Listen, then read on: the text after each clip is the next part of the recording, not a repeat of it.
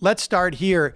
You know, there's nothing sadder than to see someone bullied and to see someone who is struggling every day just to manage their multiple home life or their... just to put yachts in the marina.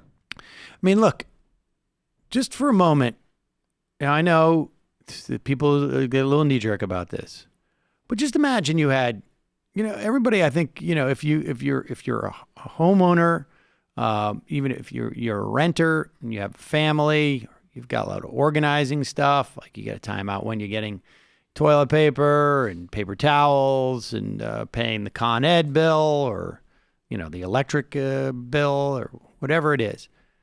Just imagine for a moment before you get all judgy. What if you had 10 homes? What if you had 12 homes? Just think of the incredible sense of anxiety you would have constantly. But you work at it because it's important. It's important for the country. And here's a guy, Leon Cooperman, who refers to himself as a philanthropist. That's his job, apparently. Philanthropy. Now, he still makes a ton of money, of course, because he's a billionaire and he's heavily invested in a lot of different things. But he's a philanthropist. That's what it's all about for him now. I had no idea philanthropy was so lucrative. Well, I'm also a philanthropist because I've given money to charity. And so apparently you can just adopt that. But he's a philanthropist. Now, I don't know what he's doing on CNBC. Why isn't he on the Philanthropy Network? Why is he on a business channel? That's wherever weird. he is the Philanthropy Network. He's so committed. Leon Cooperman. I don't need Elizabeth Warren or the government giving away my money. Just tell me what you think the maximum tax rate should be. Stop talking about 2% where you're basically misrepresenting the facts. It's 2% of wealth. Just think about this. If Jeff Bezos' wealth is tied up all in Amazon stock, he's going to be forced every year to sell 2% of his stock, regardless of what the outlook is for the company.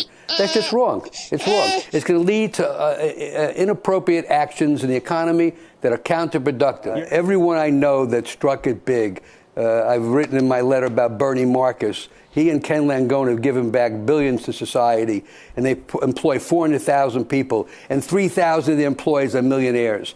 You know, 25 years ago, I was honored by a charity, and at my request, Congressman Jack Kemp, who's deceased, spoke at the dinner, and he said, in America, people don't hate the wealthy, they want to be them.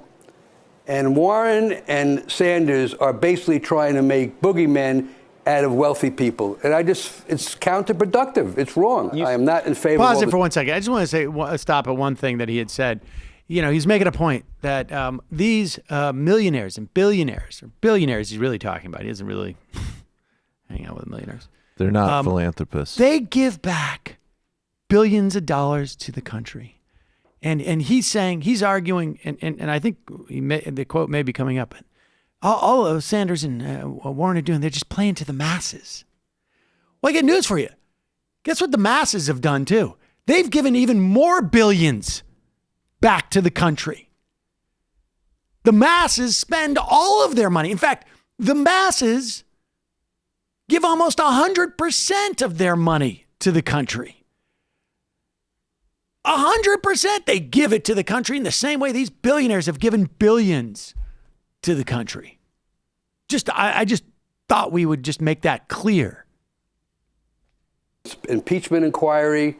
I want the American people to decide in November of 2020 what the future should be. I think, I think it's kind of obvious people can not only see the emotion on your face, but hear it in your voice when you talk about this, Lee. Why?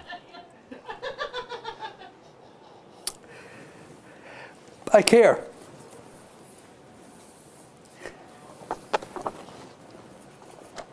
That's it.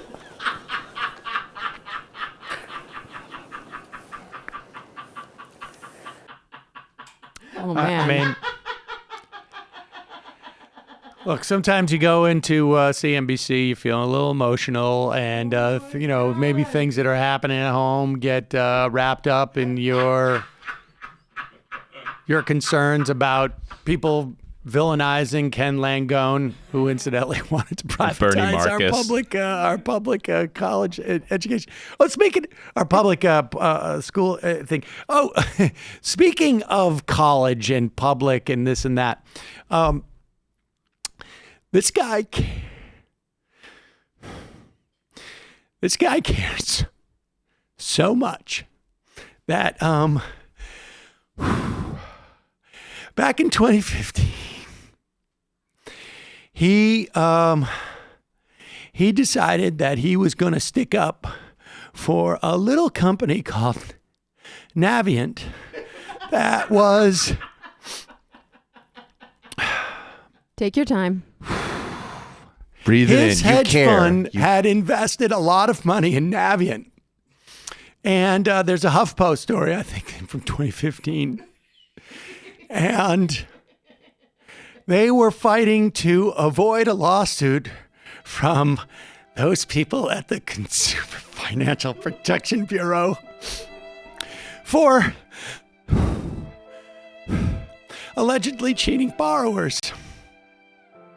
And the federal regulators had told the company that year that investigators had found evidence indicating that Navient had violated consumer protection laws. And he cared so much that he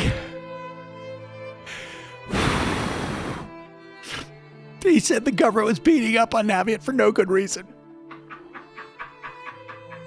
He doesn't like bullies. He doesn't like bullies. And in fact,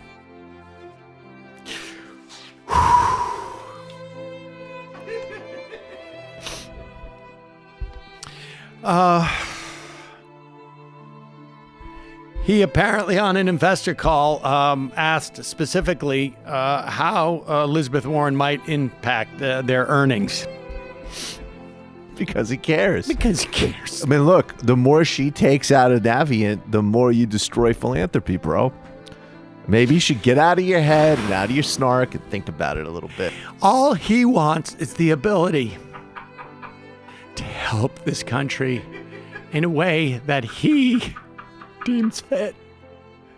Not the dirty government bureaucrats protecting so-called student loaners, borrowers. You know, I take some money from some shiftless kid who could easily walk to work or skip a few meals, and then I take that and I bring it to the ballet.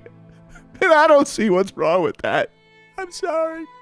I just don't believe in bullies. I mean, this really is like Hitler's Germany or any other insane historical offensive analogy. Back on government regulators trying to protect people who are deeply in debt because of fraudulent and inappropriate collection agency practices is wrong, then guilty, but not so much that I could go to jail or get fined. Each call to each of those shiftless lazy bums was $1 that I was able to get a building named after me with. I saw Ken Langone after one of these diatribes by the Sanders Warren people. He had indigestion. You never seen Ken. I haven't seen Ken this upset since they tried to unionize a Home Depot back in Montauk. And they had to do some type Those of people recall because of Chinese plywood that was off-gassing poisonous materials. Oh, it's Ken's fault that people are dying when they touch Home Depot plywood. This is socialism. And I get scared. I just want to say, we haven't gotten any of that money back yet, so it's fun, but we haven't onward to victory. And two, imagine the crying when we actually do get some of that money back. Oh my God. If I could drink a cup of that guy's tears, I feel like I would live forever. Hashtag goals. I was saying off air, like, where there are way more similarities between Russia and the United States than standard narrative would concede. But where are the Russian oligarchs? They have balls. I built $1 billion out of a criminal VCR business. Now I'm on the board of Gazprom. Oh, you don't like that? How about I kill you and your family in the middle of the night? They're not on like, I just want to help everyone so much. You don't like I sell a Sony VCR during Perestroika? It hurt my feelings. Warren would be great in a regulatory role, just regulating the heck out of these guys.